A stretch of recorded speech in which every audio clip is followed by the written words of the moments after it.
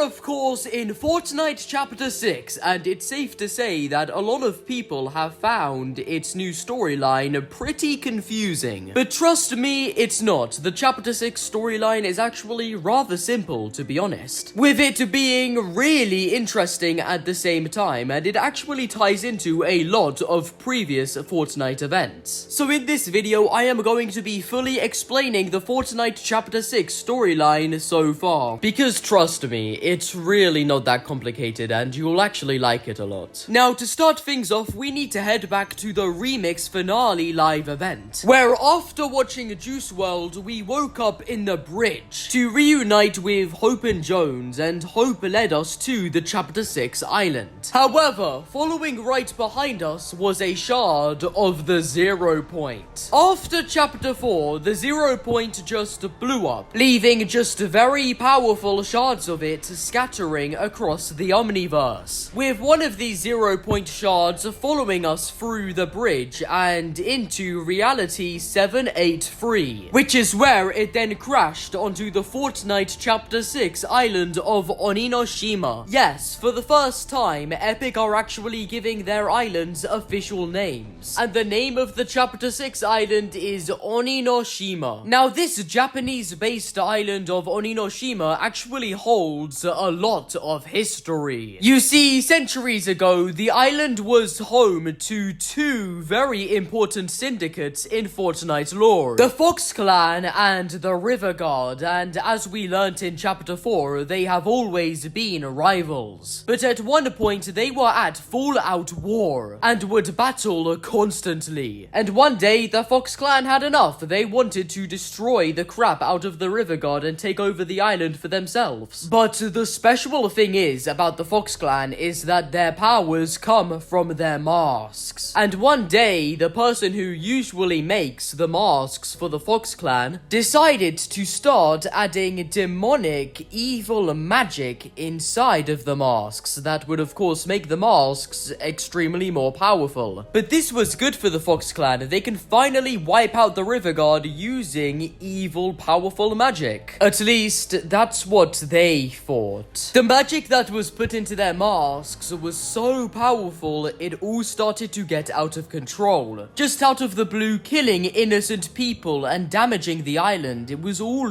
too far. And it all led into something called the Shattering War. A giant fight for magic and a fight against the Fox Clan. As with this magic, the Fox Clan was practically becoming demons, with them also influencing the use of magic too. But then one day, the Fox Clan was surrounded and they had no other choice but to just give up. With that, all the masks were destroyed and the people on the island had to get rid of the magic somehow. So they built gates, all leading to the Spirit Realm, which is a place where all evil spirits and demons lie. And that's where most of the remains of the evil magic was sent, and then after that, the Spirit Realm gates were closed. And ever since then, magic was banned on Oninoshima. Until now. The impact of the Zero Shard caused the old Spirit Realm gates to reawaken, with demons leaving the Spirit Realm to then step foot on the surface of Oninoshima. And as the Spirit Realm is linked once again with the island, magic is now back. It's reawakening, and everybody is starting to notice. Now, Hope is no longer known as Heroic Hope. She's now known as a Shadow Blade Hope with a new ninja style. And Jones is back to his usual vengeance self, not being Captain Jones anymore. But the main question is, why are Hope and Jones here? Like, why are they specifically on the Chapter 6 island? Well, she was actually called to the island by Pandora's box. She said this to her sister during Remix. Yeah. I think it's time for me to go. With all of your connections, you probably know this already. But Pandora's box is a part of something bigger. I can't shake the sense that I'm a part of it too.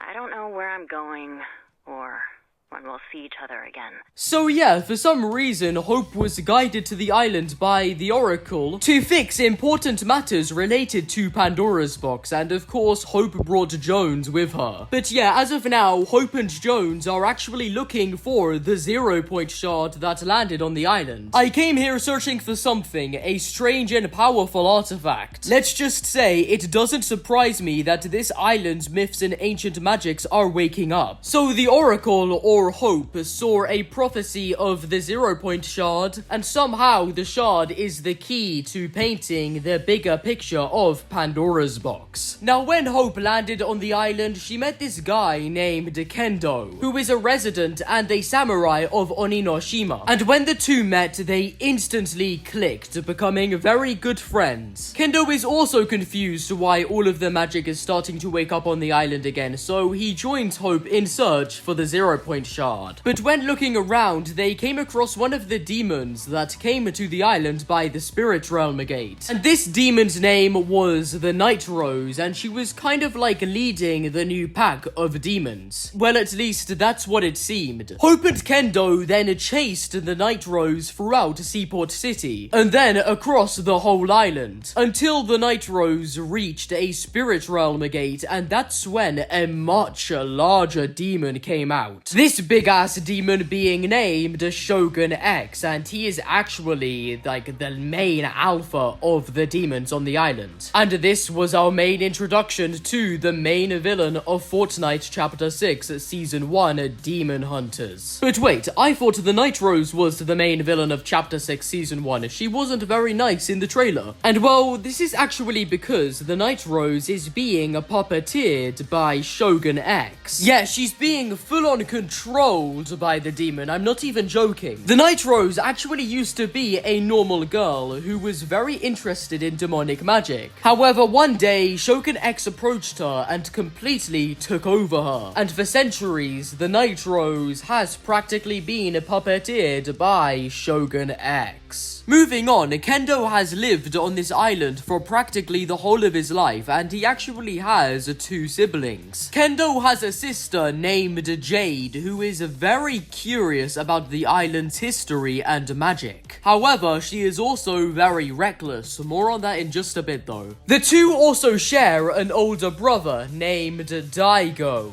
And well, Daigo is an interesting one. Daigo is like that stick-to-himself older brother. He's a bit ominous and kinda creepy sometimes. He owns a mask shop in Masked Meadows called the Thousand Faces, which Daigo inherited from his grandfather. The interesting thing about this family of Kendo, Jade, and Daigo is that their ancestors are the ones that caused the Shattering War. Yes, I'm not even joking. Both of these 3 are related to the Magic Mask Maker for the Fox Clan, the one that started the Shattering War of demonic magic. Inside the Thousand Faces, there are quite a lot of masks, but there is one mask that is filled with demonic magic, and this is because it's from the Shattering War. But it's broken, however, still on display. Daigo looks up to his family's strong legacy with masks, causing him to become obsessed with them as well. Daigo likes to find, repair, and create masks. He's absolutely obsessed with them, and an obsession with masks isn't bad, right? Well, no, of course not, but in Daigo's case, he's also obsessed with the extremely magic and demonic ones. Hence why he has that Shattering War one on display. Daigo also has a workshop underneath Masked Meadows, and it's actually in the sewers. But this workshop means a lot to Daigo, as that's where he does all of his mask business. In the workshop, you can find tons of mask,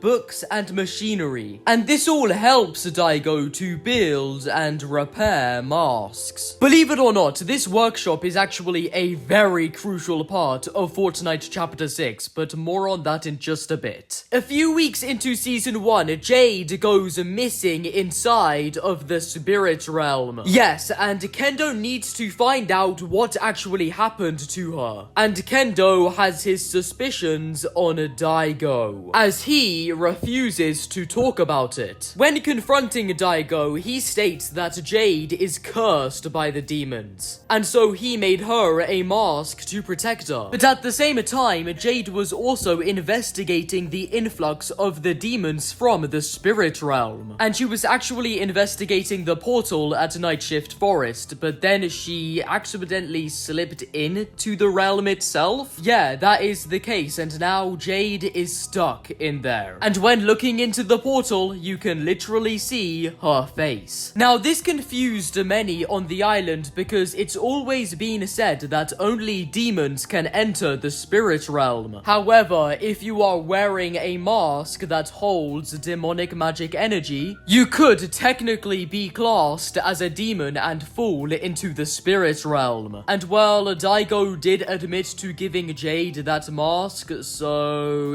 it's kind of his fault that Jade is now trapped in the spirit realm. But Daigo thinks she'll be okay. He loves Jade to pieces. He would never hurt her, so he has to do something about this. Now, this is when we discover the secrets of Daigo, when us as loopers found his workshop under the order of Kendo. And in his workshop, we find tons of machinery, masks, and a picture of Daigo giving Jade the mask that she would soon fall into the spirit realm with. And all of this machinery and experiments with magic caused this purple gas to leak out of the sewers of Masked Meadows. Daigo was up to something pretty interesting here. Now, in Night Shift Forest, we find some ancient magic resonance, and this is when we find out that the 0 Point Shard is in the center of all of this new demonic magic. It's also when we find out that the demons are here on the island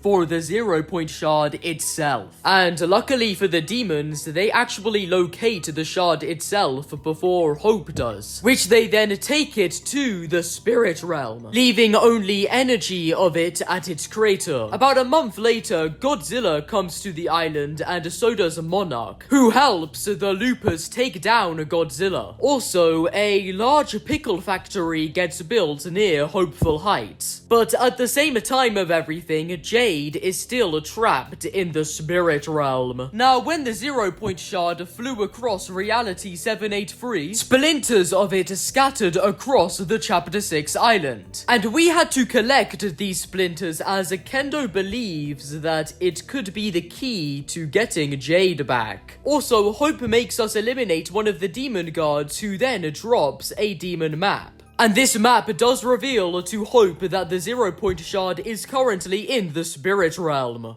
So this annoys Hope, but at least she now knows where it is. Speaking of demons and spirit realm stuff, the Night Rose has actually been freed. Well, kind of. She's been restored to her inner self as we temporarily defeated the puppeteer boss. Remember that Shogun X is the one pulling the strings though. Now, this next thing I'm about to say is a really crucial part of Fortnite Chapter 6. Using the splinters of the 0 Shard, we craft 2 daggers, which would then be known as the Splinter Blades. And these are blades literally made out of 0 Point energy. We then give these Splinter Blades to the Night Rose, who the Night Rose says she'll give it to someone else. The Night Rose also believes that these blades could potentially free Jade, so she gives them to Daigo, in which Daigo is very grateful for this. Now, on the island near Warrior's Watch, there is this frozen spirit realm gate that is literally frozen in time. It hasn't been activated in many years. However, that's going to change soon, as Daigo is going to try and free Jade by this specific portal. In his workshop, Daigo has been working his cheeks off to make a mask out of magic that he could free Jade with. And unfortunately, to get this magic energy, well, well, Daigo needs to kill some of those sprites on the island, which is quite sad, but if it's for Jade, it's worth it. Now, Daigo sits directly opposite this frozen spirit realm gate in a bubble, and using all of the masks in front of him, he is starting to activate this frozen spirit realm gate, with it slowly connecting with the spirit realm again by the day. At the same time, Hope is watching all of this, spying on Daigo right next to him. So yeah, something very interesting is about to unfold. And on the 15th of February 2025, our first Chapter 6 mini live event happens.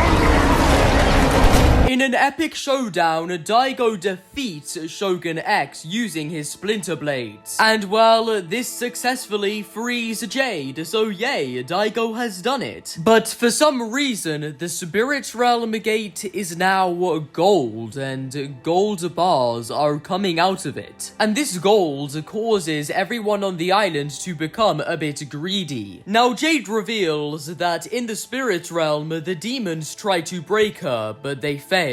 However, there was a dark presence in there, and it had the 0-point shard. Jade also said that this dark presence knew about her, Daigo, and her family's dark legacy. So this was rather interesting. Also, during this event, there was a split second where Daigo looked into the spirit realm itself. And that's when him too saw this darkness. This darkness only intrigued Daigo more. Oh, and I forgot, in Season 1 we were introduced to this big turtle who was destined to find his long-lost love. And after taking care of the turtle for a bit, the turtle then was reunited with his lost love. So this big-ass turtle did get his happy ending. Some time then passed on the island, and this whole entire new golden-tinted crime biome appeared on the island. And in the center of it all is a crime city. And this is when we were brought into Chapter 6, Season 2, Lawless, where there is nothing but absolute chaos everywhere on the island. Everyone is hijacking vans, stealing from vaults, and raiding banks. They are all greedy for gold. As you can see in the cinematic trailer for Season 2, there is literally an entire chase for it. But all of this greediness, it's there for a reason. Let me explain. The person who is like the mayor of this entire new crime area is a wolf named Fletcher Kane, also known as the Baron. Fletcher Kane is extremely rich and wealthy. He owns an operation company named Alpha, who are mostly known for mining gold. But Alpha is also Fletcher Kane's personal faction. Fletcher also lives in the Lone Wolf Lair, which is a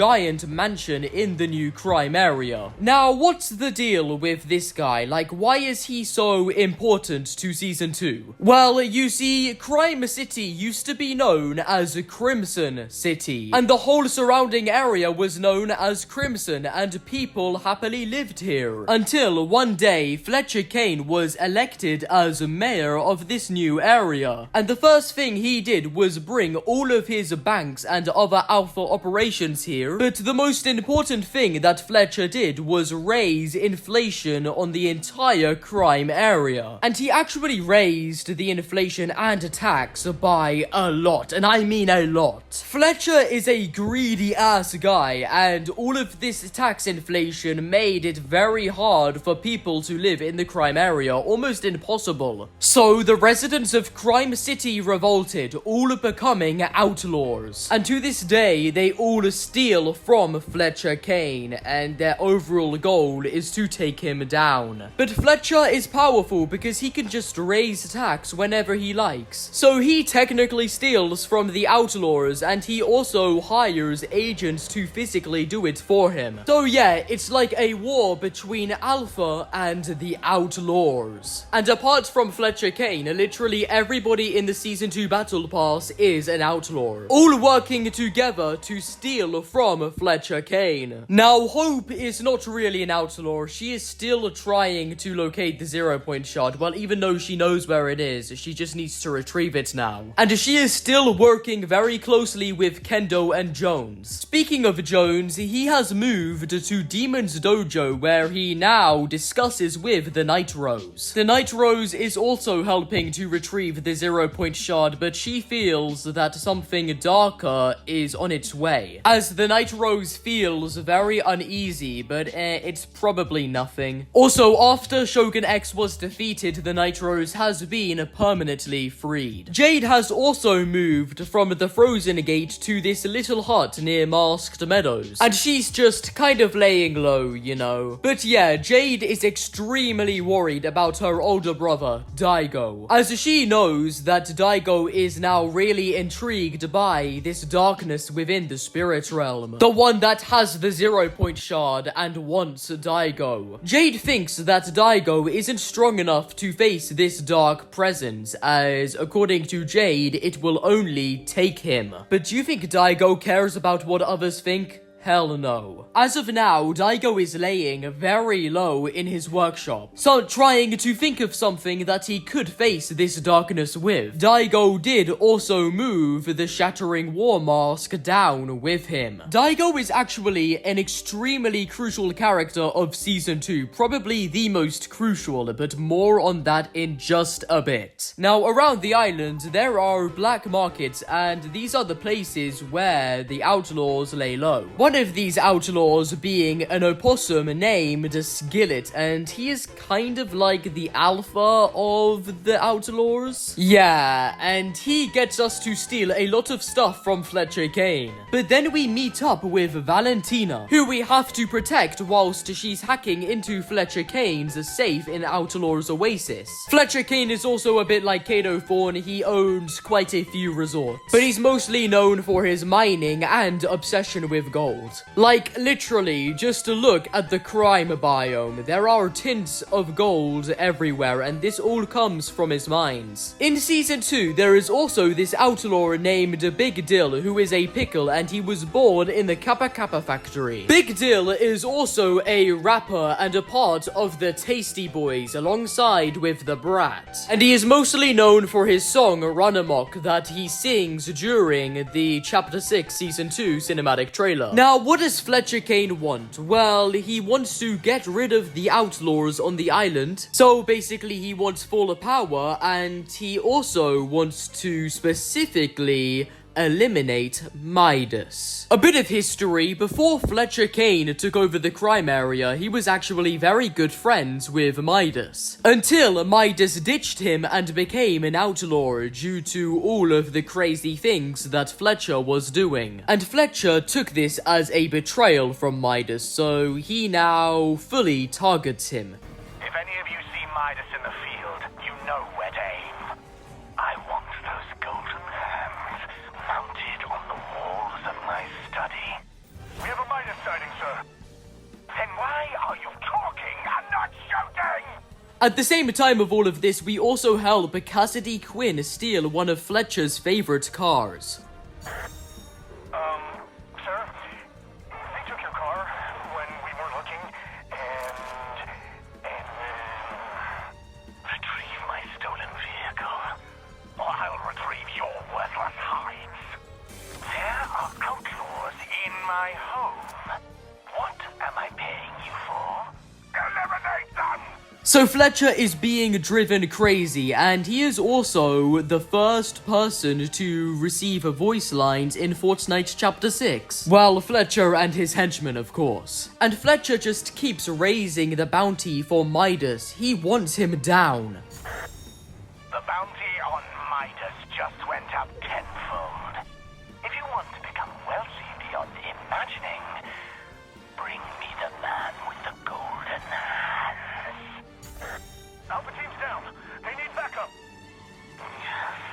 Retrieve their masks and inform recruitment we have vacancies to fill. Wait, what masks? Okay, so at one point, Fletcher and his Alpha team completely raided Daigo's shop and stole a bunch of masks from there, and as you know, these masks will obviously enhance the henchmen. So Fletcher doesn't want them wasted. Now, lately, Fletcher has been in touch with Daigo, who is again laying low in his workshop. Fletcher is actually paying Daigo a lot of gold, so a really powerful and strong magical mask can be made for him. And with this mask, Fletcher plans to wipe out the outlaws. But in order for Daigo to make Fletcher this mask, gold and machinery must be delivered to Daigo's workshop.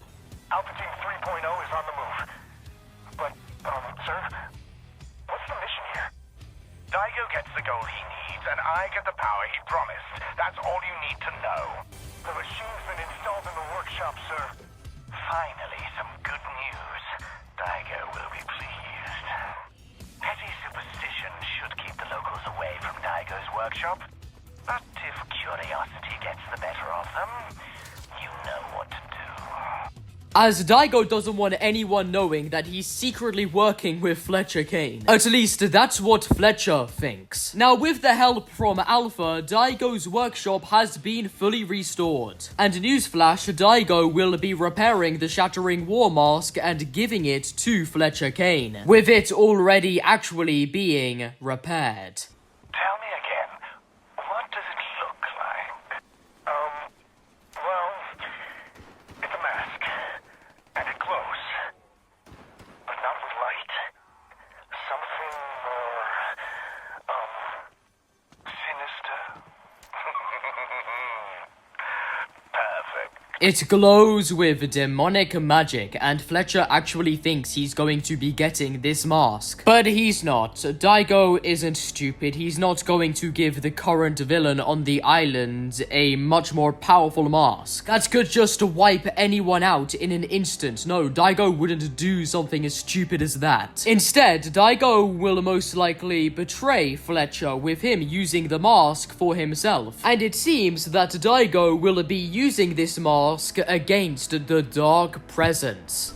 We're proceeding to the portal phase shortly. It's all over. They have no idea. Yeah, whatever you say, little bro Fletcher Kane. But yeah, the portal phase is the process of rebuilding a gate to the spirit realm. And Fletcher will also help Daigo with this as he wants the 0-point shard too. But Daigo is only rebuilding the gate as he wants to face the darkness of the spirit realm and find out what it truly wants and its plans with the 0-point shard. Speaking of the 0-point shard, Midas is also now working with Hope and Jones and the Nitros to retrieve the 0-point shard. Midas has had experience with this. He knows it's trouble and he can't let anyone else get it. So as the war for gold still goes on, the battle for the 0-point shard will soon take place. Daigo will also soon use Fletcher Kane to take care of us whilst he's doing his stuff. And that's exactly what Daigo does, as he is now slowly reconnecting the Magic Moss's Spirit Realm gate with the Spirit Realm itself, with Fletcher Kane beside him to make sure there is no interference. But if the Fletcher Kane boss does get eliminated, then Daigo just walks away. After some time, Daigo successfully connects the gate with the Spirit Realm, and as he is wearing his demon mask, he can just run in, only for this to then happen.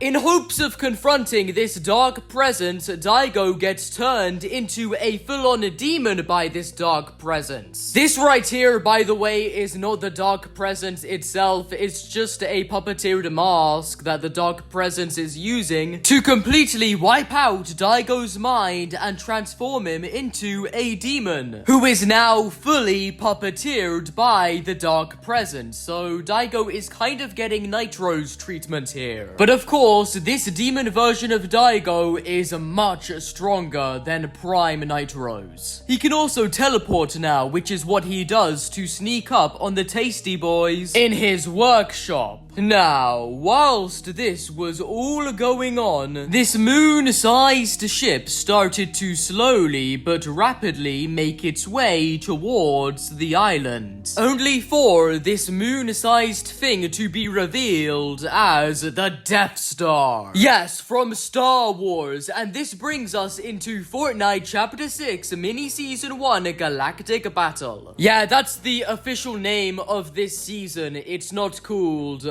Season 3. Because Mini-Season 1 Galactic Battle is only 1 month long, making it, of course, a mini-season, a bit like Remix. And so the season after Mini-Season 1 Galactic Battle is Fortnite Chapter 6 Season 3. Okay, so the Death Star, which is mega giant, is now drawing closer to the Fortnite Chapter 6 island. And the person controlling the Death Star is Emperor Palpatine, Palpatine, who is also known as Darth Sidious. And he is in charge of the Galactic Empire, who are the main villains of Mini Season 1. And the Galactic Empire own the Death Star. Now, why did Emperor Palpatine bring the Death Star and the Galactic Empire to the Chapter 6 island? Well, because Emperor Palpatine wants power. In the cinematic trailer, Emperor Palpatine stares at a hologram of the Death Star levitating above the Chapter 6 island, but the Death Star is aligning with Lone Wolf Lair. And the line is green, which is meant to represent the Death Star's giant green laser. And this means that the Death Star is targeting Lone Wolf Lair. But like, why Lone Wolf Lair? Well, underneath Lone Wolf Lair is this mystical glowing face statue, which used to be underneath Lost Lake. And this glowing face is actually referred as the heart of the Chapter 6 island. So, of course, it's going to be very powerful, and that's why Palpatine wants it. And this heart probably also has something to do with the 0 point shard as well. Sorry, I mean 0 point shards.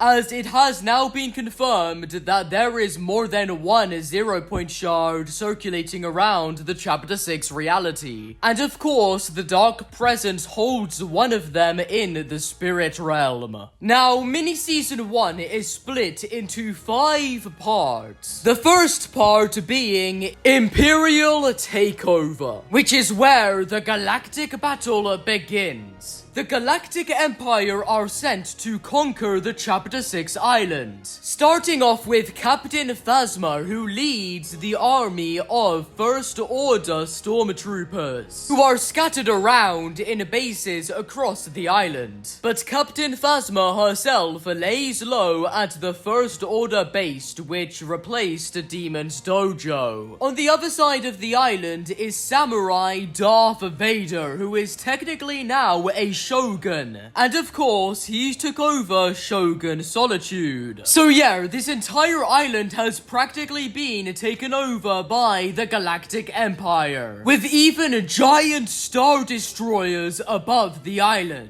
And all of this is under the orders of Emperor Palpatine. Now, the group against the Empire are the Rebels, who lay low at the Resistance base ran by Poe Dameron, who is a professional pilot. But the main leader of this protagonist faction is Leia. However, the Rebels, they are really outgunned. They are really worried that they will lose this galactic battle. And this is due to them being such a small matter of resistance. But behind the scenes of everything, Emperor Palpatine is watching, analyzing every step made within this galactic battle on the island. General Grievous is also on the island as well, who is of course trying to collect lightsabers, not really taking part in the galactic battle. Now, you're probably wondering what happened to the cast of Season 2 Lawless. Well, after Daigo ditched Fletcher Kane to of course become a Demon Daigo, Fletcher Kane was left very outgunned, and that's when he was humbled by the Outlaws. We don't know if Fletcher Kane died or escaped, however though, he got defeated, meaning that the Outlaws won, and after they found this out, they low-key blew up every single bank belonging to Fletcher Kane. Do the Outlaws play a part in galactic battle? No, they don't play a single part at all. However, our iconic duo Hope and Jones very well do, becoming rebels against the Galactic Empire alongside with practically every other looper on the island. Now we move on to part 2 of this galactic battle, which is named The Pull of the Force, where the Sith Lord Darth Maul appears on the island, as well as the Jedi Master Mace Windu also comes to the island to help the rebels. Chewbacca also comes to the island to help us with this galactic battle as well. Part 3 of Galactic Battle is Mandalorian Rising, which of course focuses on the Mandalorians on the island who actually took over Hopeful Heights and replaced it with their outpost Enclave. And the Mandalorians are actually supporting the Resistance assistance in this galactic battle because the Empire betrayed them. So the Mandalorian's assistance, of course, helps the rebels a lot. Now, whilst this is all going on, the destroyed Spirit Realm gate that Daigo originally used to free Jade is now being rebuilt at the Fletcher Cane Mountain, which is the mountain that originally crushed this gate. But that's not the point. Who is rebuilding this Spirit Realm gate? Well, Demon Daigo is, who is lurking within the shadows of the crime area and the Spirit Realm. As again said, this guy can now teleport. He doesn't need a Spirit Realm portal to enter the Spirit Realm and back. But then why is this guy rebuilding the Spirit Realm gate? Well, it's so that Demon Daigo can bring an army of demons to the island. Whilst this galactic battle has been going on, Demon Daigo has been working with a new demon variant of Core to form a whole new giant army of demons so they can sabotage the island. But all of this is of course under the control of the Dark Presence. And this new giant demon war led by Demon Daigo will in fact be the main theme of Chapter 6, Season 3. Part 4 of the galactic battle, Star Destroyer Bombardment, is quite a brutal part, as full-on Star Destroyers are now being sent to the island to just wreck it. And this is where everything takes a step closer to Emperor Palpatine's final plan. He is currently charging up the Death Star's giant green laser so it can strike on Lone Wolf Lair when ready. And this all brings us into the final part of the galactic battle, Death Star Sabotage.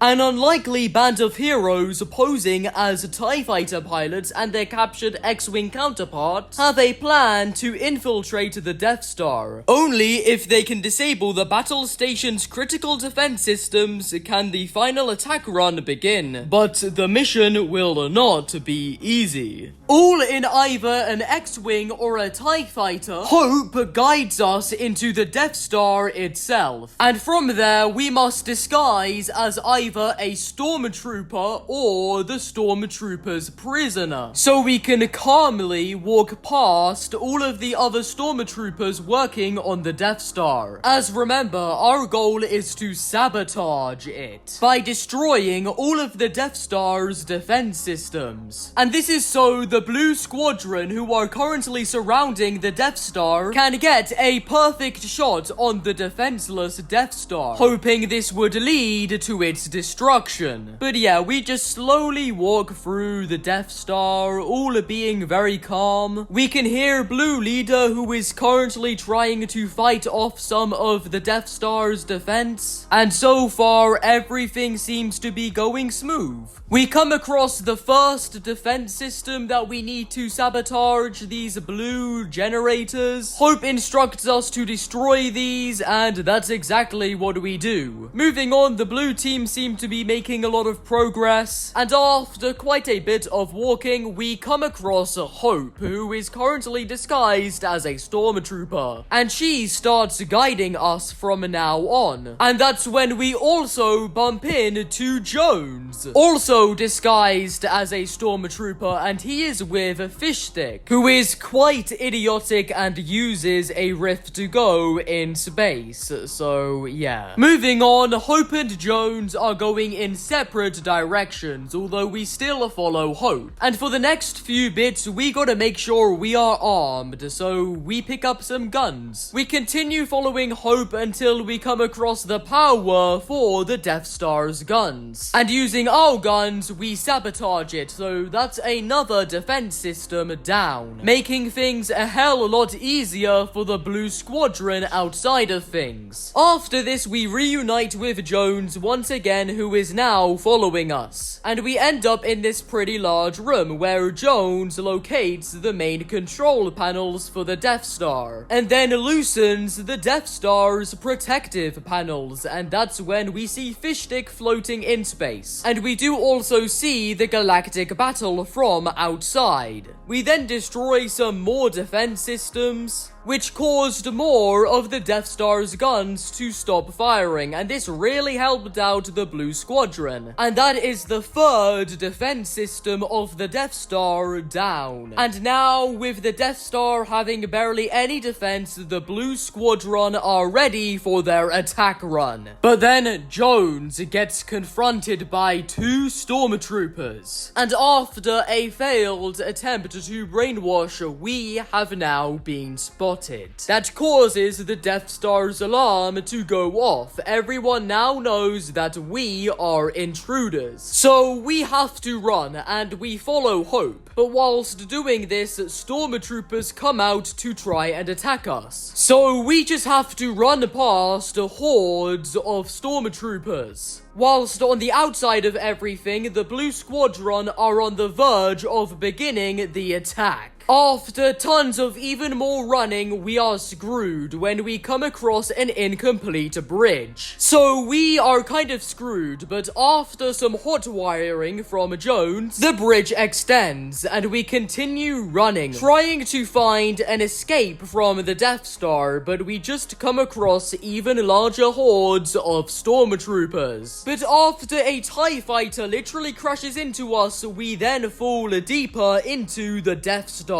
So we are pretty cooked, especially Hope, who is still stuck up there. So now we have to follow Jones, which is where we end up in this dark red room. Then after hearing a sinister laughter, this plays.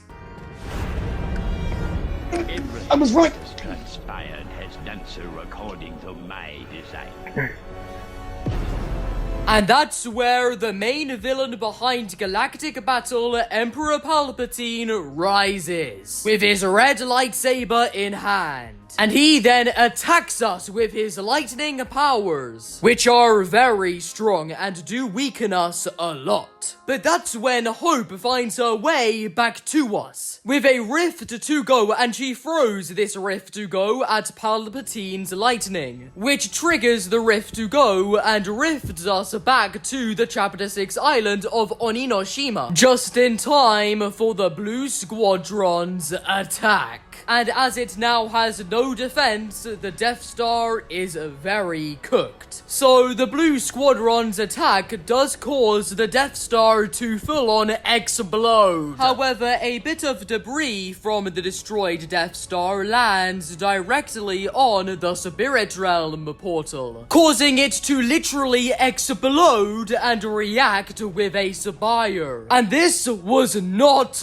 good, as it marked the beginning of a new threat, bringing us into Fortnite Chapter 6 Season 3, Super. At first, we all thought the Chapter 6 island was on an island, but we were very wrong about that, as the live event and Season 3 confirmed that it is actually inside of a reality bubble, a lot like Reality Zero, meaning that there is a flip side to Oninoshima, so this was insane news. Now, straight after the Death Star exploded, Superman rifted straight outside of the Chapter 6 reality, so he went to go check it out. Also, when a piece of the Death Star hit, a giant purple shockwave was created, and it practically wiped out everybody on the island, as for some reason this shockwave gave most people on the island superpowers. There was also a battle bus in the sky, with some loopers inside, and this shockwave caused the battle bus to crash, currently falling down from the sky, but Superman got to the island on time and saved this bus. So Superman saved the day, but due to this shockwave, the just saved people on the bus all gained their own type of superpower. Overall, this shockwave changed many people on the island, including us. And this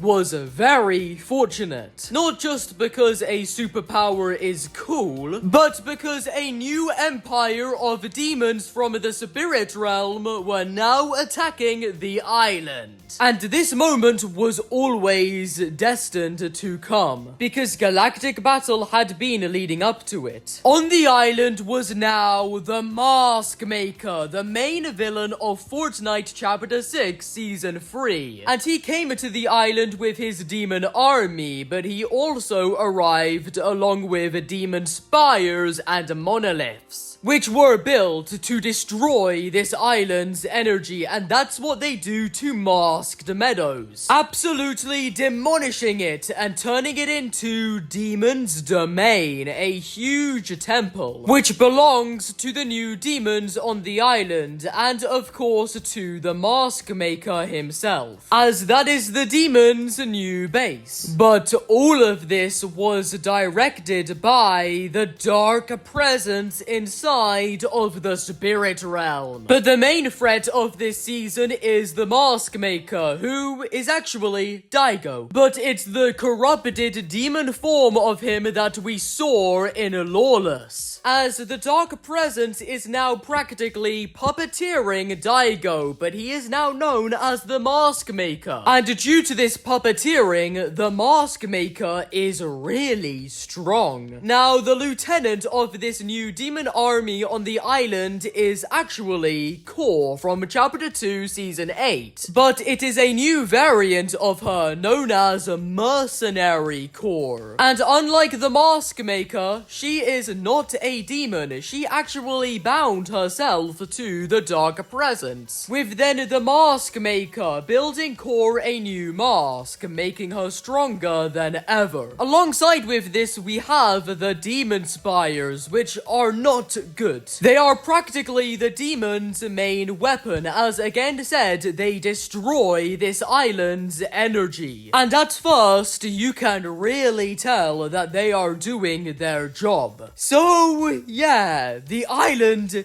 is very cooked. But we are not hopeless, and this is due to the new superpowers. Now, when seeing this, Hope realized that she cannot fight this on her own. And just to mention, this shockwave did not give Hope any superpowers. The same goes to Jones and Midas, and pretty much every other character from Season 1 and 2. But back to Hope. How was she going to deal with this? Well, her and Jones had an idea to open a superhero academy for the loopers with the new superpowers, so they can be trained to fight off these demons. And thanks to funding from Midas, this superhero academy was now a thing, replacing the POI of magic mosses. A Utopia city was also built for these new superheroes as well, and that replaced Seaport City. Now, this new superhero academy was obviously a school, and the heads of this academy were of course Hope and Jones, each with their very own office. Jones's academy office is practically the exact same as his Imagined Order office. The Night Rose was the academy's main teacher, teaching all of the superheroes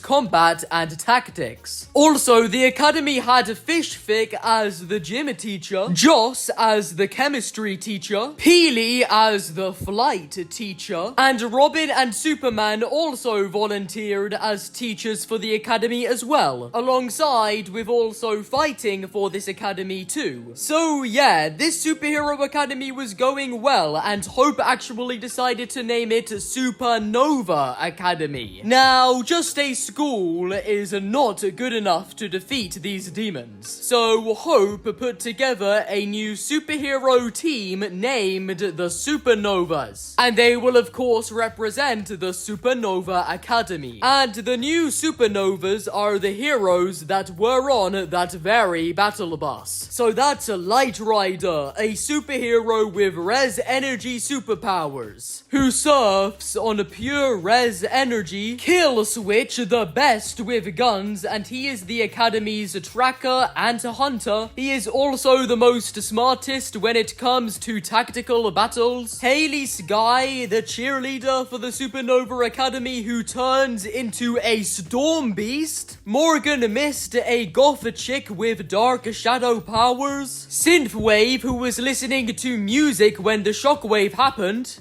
causing her to gain superpowers of pure beats. And Ziggy, who was actually a snapshot of Jones, who had a chameleon on him when this shockwave happened, and that's how he turned into this, Ziggy. And his only superpowers are sleep. But yeah, these are the main fighters for the Supernova Academy, known as the Supernovas. And because they are the most important, they have their own rooms in the Academy building. Superman and Robin are also kind of part of this team as well. Now, what happened to the Spirit Realm portal at Crime City itself? Well, it just vanished in this season. But there are hordes of dark clouds above containing dark magic that lead to Demon's Domain. Now, Season 3 introduced us to Island Stories, which are lore quests that focus on specific characters. At first, Kendo believes that Daigo intentionally became this demon mask maker, but he does eventually realize that some dark force is controlling him, of course the Dark Presence. Hope's plan is to defeat these spires, save Daigo, find a way into the spirit realm, and confront the Dark Presence there. This will help Hope retrieve the 0 Point Shard. Also, although it wasn't Daigo's intention, Kendo will never forgive him for this. Daigo's sister, Jade, is also very upset about the mask maker. But because it was the sprites that supported Jade when she was stuck in the spirit realm, she sends us to check up on the current sprites on the island. And that's when she learns about the new Season 3 Super Sprite. Now, Morgan Mist grows a bit suspicious of the Supernova Academy. So as her shadow variant, she does a bit of investigating and she gets us to help. And after gathering a lot of clues, she discovers the actual purpose for the portal at Utopia City. Well, I forgot to mention that the 0 Point Vault is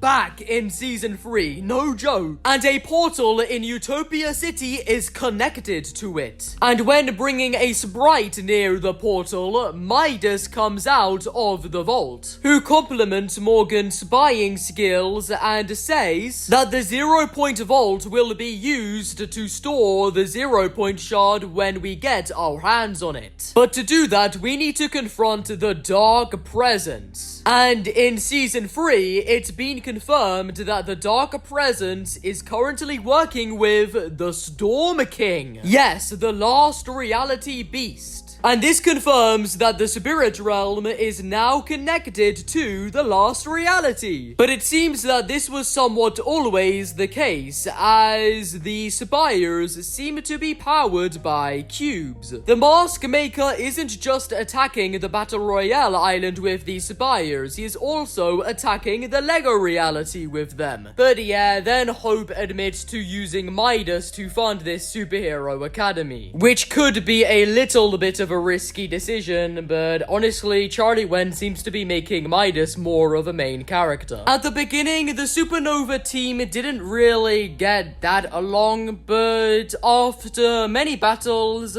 they're getting along okay, and they're a good team. They are doing great at representing the Supernova Academy. But yeah, in the meantime, Midas asks the outlaw Skillet to do some investigating, in which he does a horrible job. But Midas does realize that most of the Supernovas don't really trust him. Speaking of the Supernovas, there is actually a second team that contains the superheroes of Knight, Reboot Man, Jewel, Diamond, and champion Crystal, but no one really cares about this second supernova team, honestly. But either way though, things can't stay well forever. Because at some point this season, the Mask Maker proceeds to lock the hell in. Not only has he got a new glowing variant, but he plays a major attack on the Supernova Academy, sending spires to destroy the energy of the area and his demon army to ransack the POI and cause lots of chaos. And unfortunately, the Supernovas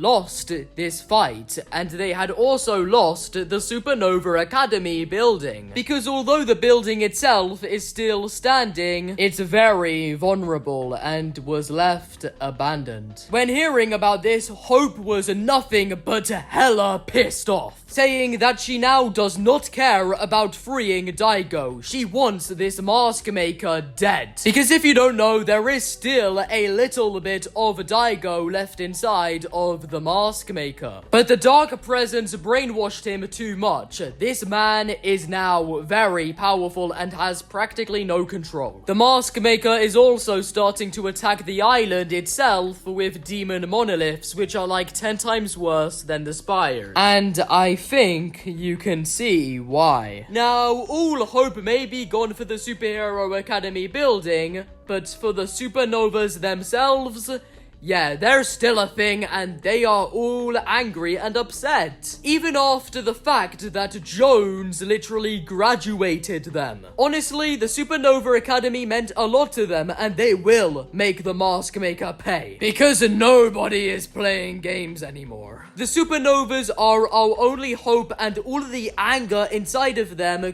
could lead to our victory. Hope and Jones elected Morgan Mist as the leader of the Supernovas. And although she is a great pick and team worker, she's afraid that she's not good enough. But this is not leader behavior here. She has to provide hope for the rest of her team. And that's exactly what she does by sharing mementos for each specific supernova. And it is honestly quite a sweet moment. Can I just say, for some reason, Morgan Mist is the only person at the Supernova Academy building right now, but she's like underground. But yeah, the Supernova Academy building still means a lot to everybody on the island. And to tribute it, we carved the Supernova Academy logo using spire pieces. So that was honestly very wholesome. Also, these new demon monoliths literally ruined the crime biome in a single update by taking away all of its golden water. It is now just a normal river. These spires honestly took the golden effect away in general. The Mask Maker and his army have done a lot, but messing with the Supernova Academy was their greatest mistake. As nobody is holding back now, the Supernovas are very angry, and soon they will attempt to absolutely destroy the Mask Maker and all of the other demons and spires on the island. Because again said, it has reached a limit and nobody is playing games anymore. And due to everything, this time, Hope doesn't care if she ends up not freeing Daigo. But at the end of the day, it is all the Dark Presence's fault. Directly underneath Demon's Domain, there was this portal that was glowing purple, and it seemed to be charging up for something. Believe it or not, this portal was actually key to the Dark Presence's plan. And soon, the Dark Presence inside of the Spirit Realm would make Mask Maker Daigo execute this plan, leading us and the Fortnite Island into Super Showdown. The confrontation between the supernovas and something unimaginable. The Mask Maker Daigo would start levitating above Demon's Domain and would say this: "The power of the mask is mine to wield. This is my destiny." Right after this, Daigo would connect with every single monolith spire which is around Demon's Domain. All starting to connect to each other, energy started flowing around the POI like crazy. And that's when the giant temple in the center of Demon's Domain just blew up, including the portal, leaving nothing but a giant pool. So basically, the portal underneath Demon's Domain just interlinked with the entire surrounding area, which is when a giant tentacle with multiple yellow eyes rose from beneath. And the first thing it did was just smack the absolute hell out of Mask Maker Daigo. This tentacle was such a random threat, and we were kind of cooked, but not for long. Oh. Wait, this is actually insane so far.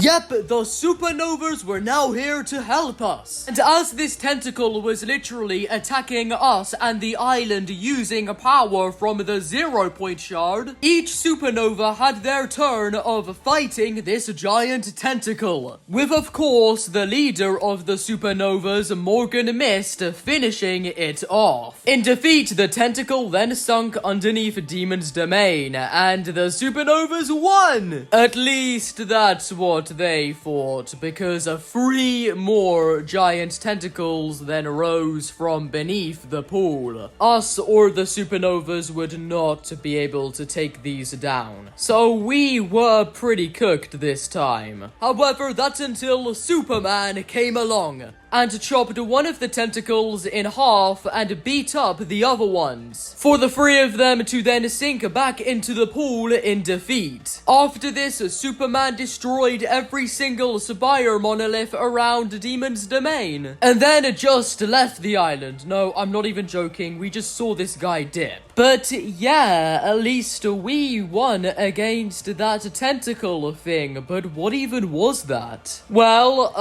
it most likely wasn't the Dark Presence itself, but instead just a beast for the Dark Presence from the Spirit Realm. And the Dark Presence clearly gave these tentacles powers of the 0 point shard to use against us, only for the tentacles to fail. However, when Superman used his laser eyes to chop that one tentacle in half, the other half of it landed right outside Demon's Domain. And of course, it was just spilling out its purple, goopy blood. But the thing is with this tentacle is that it started to decay and rot extremely fast, with its purple, goopy blood just spilling all around the area, causing the attention from normal bugs on the island, which would feast on this blood. But the funny thing is that this purple, goopy tentacle blood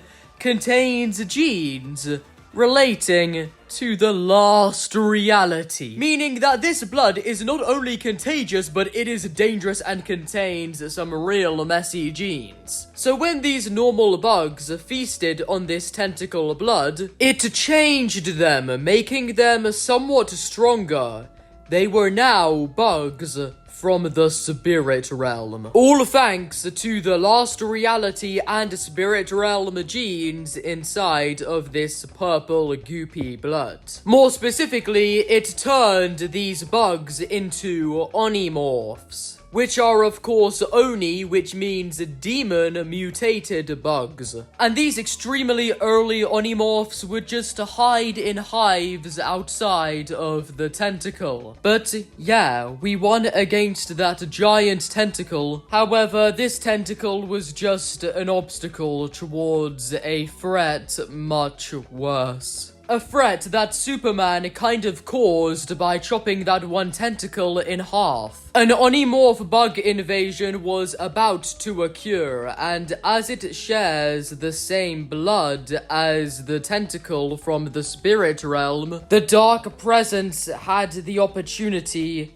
to attack the island with these Onimorph bugs even more. So technically speaking, Fortnite Chapter 6 Season 3 Super ended off in a loss for us and kind of a win for the dark presence inside of the spirit realm. By the way, what happened to Daigo? Well, after he was smacked by the tentacle, he woke up, as that smacking had freed him from his mask maker corruption, so Daigo was now free. A bit of time passed, and the Onimorph bugs emerged from the ground, now fully grown. And they completely invaded the island as this tentacle blood made the bugs much stronger. And don't forget that these bugs are now bugs from the spirit realm as they contain the blood. And this unfortunately does mean that this bug invasion is under the full control of the dark presence inside of the spirit realm. Which is just amazing for the Fortnite island. Like, we dealt with a giant demon and spire invasion, and now we have to deal with this. And on day 0, the island is already extremely struggling with dealing with these bugs. Because they are just full on invading everywhere on the island, and they are really annoying.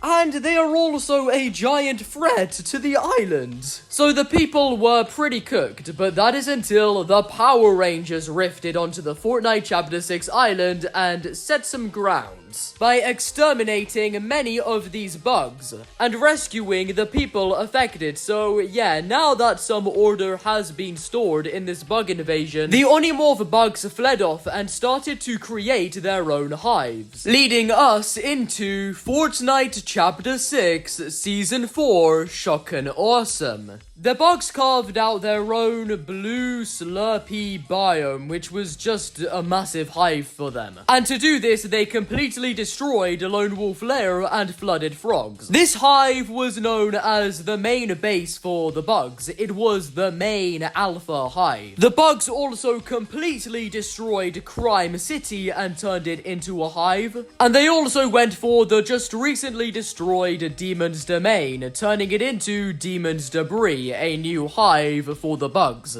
And at each hive, there would be a bug queen. Overall, there are 3 types of Onimorph bugs. There's the normal swarmer, then there is the bomber, which is like a more bulky version of an Onimorph, and then there is the alpha, which is the bug queen, of course. The bug queens would protect every single bug hive around the island. The first bug queen that was seen in the invasion was one that was stomped on by Megazord. But overall, all of the Onimorph bugs invading the island are known as the Swarm. And the Swarm had already taken over quite a percentage of the island, turning all POIs they invade into one of their hives. Something interesting about these hives is that they are powered by Slurp. Yes, the Fortnite drink Slurp. Not only is there Slurp barrels like all around, but the hives emit blue smoke. And the main biome of Season 4 is literally a light blue Slurp biome. Which is crazy, we have never seen a Slurp biome before, but I am all for it. Now, very early into the Swarm invasion, a group named the OXR came to the island.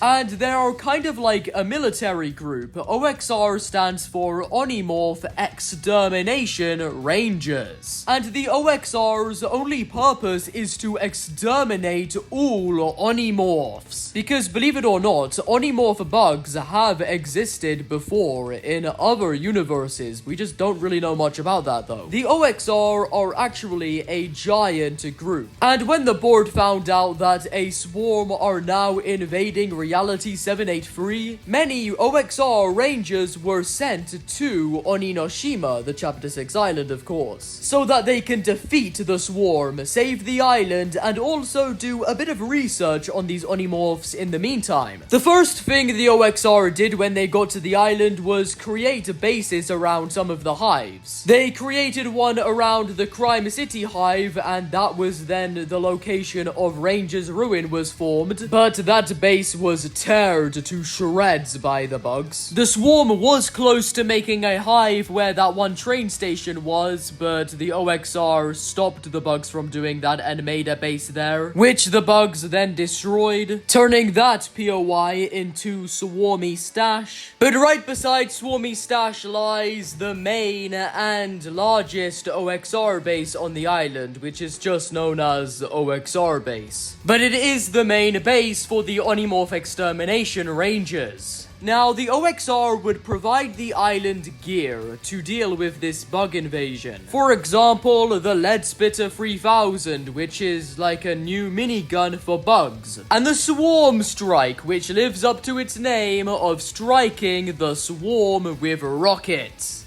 The swarm invasion was kind of like a war effort, like the OXR would recruit loopers around the island to help fight off the bugs, as teamwork and precise was the only way to deal with this giant swarm invasion. Of course, the Power Rangers and Megazord would help, but also Halo Spartans would come to the island too, who were very good against the bugs. Now, the OXR was a faction all to do with Onimorphs, so when they were on the island, they also collected a few samples of these bugs, so that research to find out more about this swarm can be done. Now, let's discuss a bit about the members of the OXR. First, we have Onyx Winter, who is actually the general of the OXR on the island, and she's in charge of leading all OXR moves towards this invasion. Onyx Winter is elegant, with her combat style being described as animalistic and brutal. So I think the swarm should be pretty scared of this general. Then there is Lieutenant Ripslade, who is actually Battlehawk from Chapter 1. And Ripslade is the main guy for war in the OXR. Like, he leads most of the war effort against the swarm on the island, who describes the OXR as the best fighting force in existence, because the OXR have got each other and they never give up. He also explains the bugs a bit more. Swarmers are the little ones. They go down easy, but take them out before you are surrounded.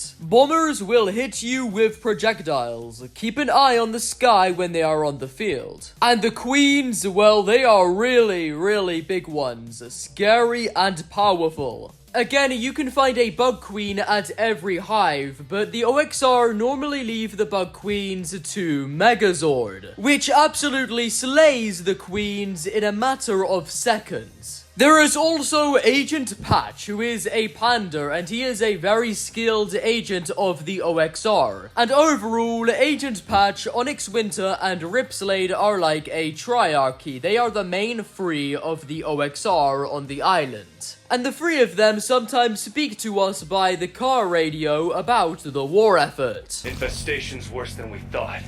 Stay low and lock in. Oh, get ready to bust some bugs. It's about to get grisly. You want it, Dan Cartel? Come and get it!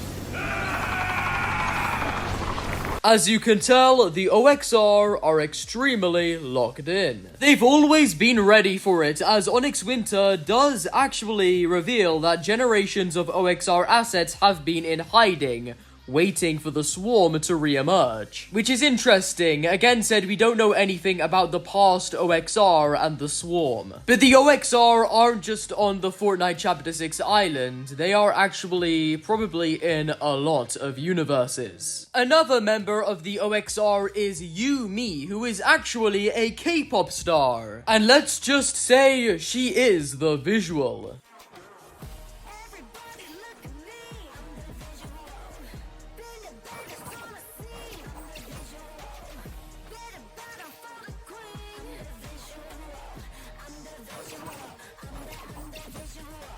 She is an OXR idol, and thanks to her K-pop career, she does promote the OXR a lot. And this of course really helps, so Yumi is a very respected representative. A part of the OXR is also Battle Gamer May, who is actually May from Chapter 4. So May is back, now of course being the Battle Gamer May, with these robotic arms. May is now a specialist with the OXR weapons, items, and she sometimes provides us with some special ones, as she is the head of a black market in the OXR base. But yeah, overall, the Onimorph Extermination Rangers are really trying their best to beat this swarm on the island, and we are doing everything we can to help the OXR in the war effort against the bugs. Now, what's going on with Hope and Jones this season? Well, they are underneath Supernova Academy, where they are actually heavily analyzing a piece of the tentacle, running tests on it because they are trying to research why this bug invasion is truly happening. But in reality, they know for a fact that it is all the Dark Presence.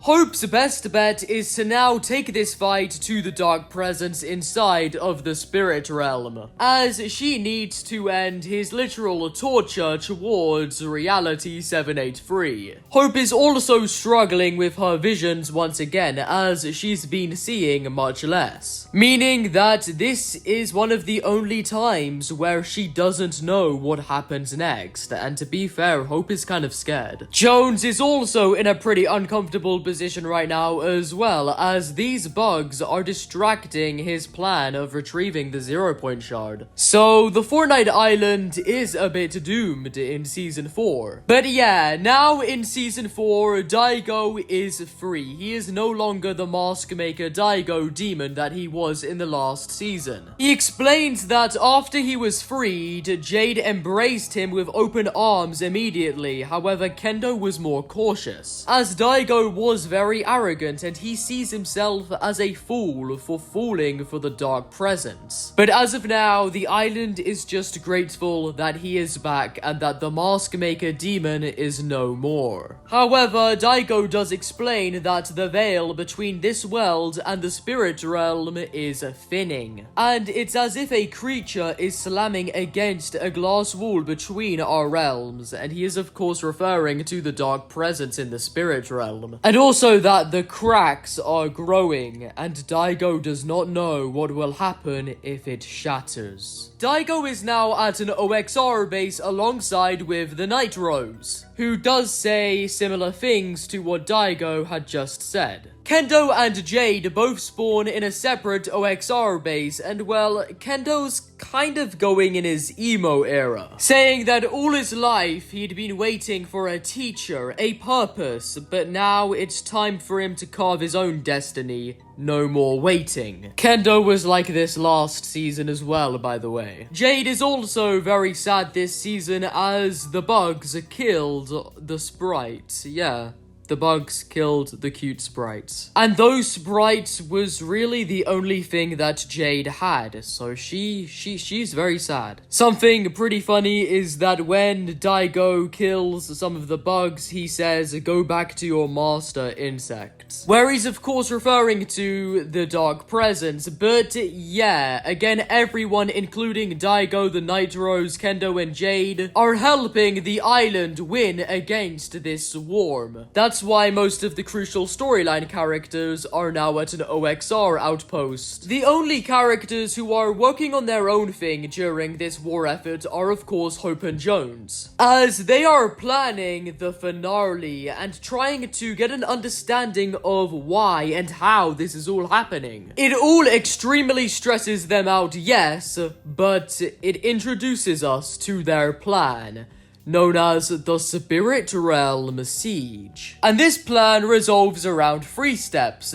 Enter the Spirit Realm, confront the Dark Presence, and then retrieve the 0-point shard. We've never actually ventured out into the Spirit Realm before, so we've got to take some measures and be careful. The thing is with the siege though, is that everyone is involved, including the OXR, as the only thing to perfect this plan is teamwork. However, the OXR say that they will fully invest in the Spirit Realm Siege once the bug invasion has has been fully dealt with. Overall, Hope and Onyx Winter are really getting along. What happened to the Supernovas this season though? Well, they are also helping the island deal with this bug invasion. But the OXR makes the leader of the Supernovas, Morgan Mist, very wary. As remember, Morgan is literally just the head of some academy group. She's never really been involved in any military groups before. So it's kind of scary for her, but she's still gonna continue fighting alongside with the OXR to end this bug invasion. And the Supernovas will be supporting Hope and Jones and the OXR always. Also, when speaking to Killswitch at Utopia City, which is where all of the Supernovas are at right now, he says that the OXR will never shape up to the Supernovas as they have Storm Beast and that they are low-key better. But that's just classic Killswitch for you. Another thing on the island is that in Season 4, all of the Fox Clan have gone. So Oninoshima is now Fox Clan free, now that Drift has actually gone to the OG reality. But yeah, it is just the River Guard on the island now. Hope finds out that these Onimorph bugs have their own way of just teleporting from the island to the spirit realm, which really intrigues her, and that's when she finds out that on the island there is an access point to the spirit realm, which just shows a portal connected to the Omniverse, but when engaging with this access point, it turns blood red like it's a portal to the spirit realm itself. It's all connected, and Hope does find out that this is the way. Oh, another thing that I forgot to mention is that a reason why Kendo is so emo this season is because, well, him and Hope broke up. Yeah, the two are hardly even friends now, actually. It's quite sad, but it's because of all the things going on the island right now, and it's all really stressing out Hope, and Hope can't, like, multitask with a relationship, you know? So Kendo is really depressed and pissed off by this. Also, the character of Outlaw Midas is nowhere to be seen in Season 4, but this is most likely because he is guarding the 0 Point Vault wherever it is being hid, because it's not actually at Utopia City anymore. It's been moved to a much more secure place so that the bug invasion does not affect it. We don't know where it has been moved to though. Mercenary Corps is also gone this season as well, but that is most likely because, well, the Mask Maker is no more. Later on into Season 4, and the Swarm evolves, with the bugs taking over Utopia City, turning it into a new hive for the Swarm, with a Bug Queen there as well, so thank God that this portal leading to the 0 Point Vault was moved. But on the bright side of things, a new bug gets added to the game, and it's actually a friendly bug known as the Roly-Polies. And you can roll in them. They are very nice to you. Although they are still technically a part of the Swarm, they are the only good bugs on the island. And the OXR actually refuses to kill them. But yeah, the Swarm turned Utopia City into Dystopia City. Now, very nearby Demon's Debris is this black marble monolith, and it's very tall and very random. However, it is actually a portal to another time and space. A portal to Alive 2007, which is where Daft Punk is. And going inside the monolith leads you to the pyramid, which is where a giant Daft Punk concert is taking place. So it's crazy that we truly saw the revival of Daft Punk in Fortnite. They're never getting back together though. I'm just clearing that bit up for you all though, as many people did think that this monolith would be used for storyline. The bugs would go on to then create another hive, this time like in a tunnel. It was underneath a mountain, and it was actually a pretty big one with a bug queen of course there. But as the Swarm grows, so does the OXR, with them recruiting new members. Like these guys, and Evie even came back in Season 4 to join the OXR. Oh, and we can't forget about Street Ronin Kendo, which is the new Kendo skin. And yeah, at first glance, that may not look like Kendo, but it actually is Kendo. Damn, he's really expressing those dark days, you know, like, yeah. Just let him be, guys. Just let him be. As he has not got his head in the clouds anymore. And he is tired of his siblings deciding who he is. But did they really even do that? It's just, you know, whatever, Kendo. Whatever, Kendo.